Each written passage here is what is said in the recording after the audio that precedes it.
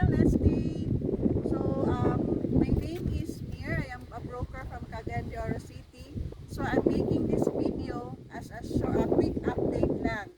So, right now, naata din sa Monte Pablo Estates, located in Damilag, Alae, Bukidnon, Manolo Park Beach, no?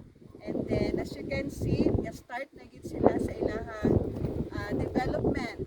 So, naana sila yung portion nga nakuha ng dalan, as you can see here. So, mali duha ka lane, duha ka roads.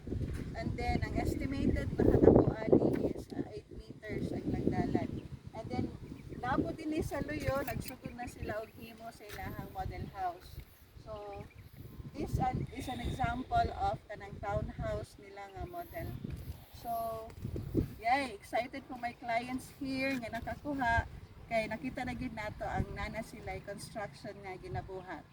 So, there are still available units. If you're interested, pwede nimo ko i-message through my Facebook near Cemetara or through my number which is also located in my Facebook page.